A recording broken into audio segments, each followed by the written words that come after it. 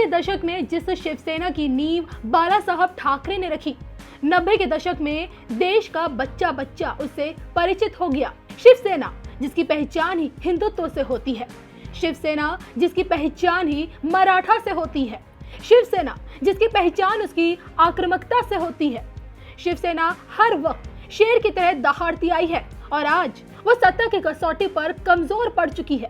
सत्ता तो छोड़िए, अब पार्टी के वर्चस्व पर ही संकट के बादल मंडराने लगे हैं।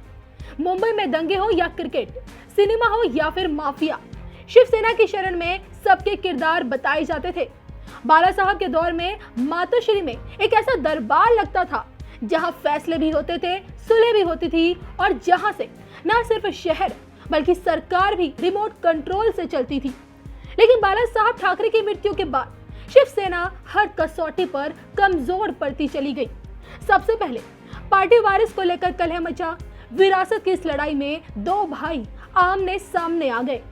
चुनाव में बीजेपी से गठबंधन तोड़ना और फिर विपरीत विचारधारा कांग्रेस और एनसीपी के साथ सरकार बना लेना, ये फैसला उद्धव ठाकरे को इतना भारी पड़ा कि आज उन्हीं के पार्टी के विधायक बागी हो गए हैं। सिर्फ एक कुर्सी के लिए उद्धव ठाकरे का अपनी ही पार्टी की विचारधारा से समझौता करना, सत्ता के सिद्धांतों से समझौता करना पार्टी को कमजोर करता गया और आज हालत ये हो गई है कि सत्ता में रहकर भी शिवसेना अपने विधायकों को संभाल नहीं पा रही है। ऐसे में शिवसेना का भविष्य क्या कहता है? कमजोर और बिखरती शिवसेना को आखिर कौन एकजुट और मजबूत कर पाएगा? इसको लेकर विश्वविख्यात सुदर्शन चक्र ज्योतिषाचार्य श्री संत अशोका जी की भविष्यवाणी क्या कहती है, देखिए सिर्फ धर्म ज्ञान पर। एक दौर था बाला साहब ठाकरे के राज में, मातोश्री से सरकार चलती थी, रिमोट कंट्रोल था उनके हाथ में, सुलह होते थे, लोगों के बीच में कॉम्प्रोमाइजेस होते थे, सब कुछ होता था। और जो एक असल पहचान थी शिवसेना की, शेर वाली, दहाड़ वाली, हिंदुत्व की, कट्टर हिंदुत्ववादी और उनकी विचारधारा से, लेकिन आज की शिवसेना तब की शिवसेना से बिल्कुल अलग नजर आती है। ये जो पूरा चल रहा है, महाराष्ट्र का जो पूरा उथल पुथल मची हुई है और शिवसेना जो सत्ता में रहकर भी अपनी पार्टी में मजबूत नहीं है, पार्टी के मंत्री नेता मजबूत से खड़े नहीं हो पा रहे हैं। मैं आपसे जानना चाहती हूँ कि शिवसेना पार्टी का भविष्य क्या कहता है, जिसकी नींव बाला साहब ठाकरे ने रखी थी। उद्धव ठाकरे इसे आगे कहाँ तक ले जाएंगे और इसके बाद अगर हम बात करें, इसका अगला उत्तराधिकारी कौन होगा, राज ठाकरे या उससे आगे? देखिए, आपका बहुत बढ़िया प्रश्न है। इसमें हम आदित्य ठाकरे को भी ले सकते हैं। आपने 2019 में जो आपके चैनल से भविष्यवाणी हुई थी कि 2024 में एनडीए के जो घटक 2019 में वही 24 में भी होंगे जी, ठीक है। तो एनडीए के घटक में आपका जो है शिवसेना सबसे 30 साल पुराना घटक था 2019 के चुनाव में। हाँ जी। उसके बाद जो आपकी उथल पुथल हुई, वो भी हमारी भविष्यवाणी थी कि उद्धव ठाकरे जी जो हैं महाराष्ट्र के मुख्यमंत्री बनेंगे और वो मुख्यमंत्री बने। और आने वाली जो उनको कष्ट थे उनका भी एक इंडिकेशन दे दिया था और ये भी बता दिया गया था कि ये झुकेंगे नहीं जी। आज भी अगर आप देखते हैं तो अभी उन्होंने रिजाइन नहीं दिया। रिजाइन नहीं दिया नहीं।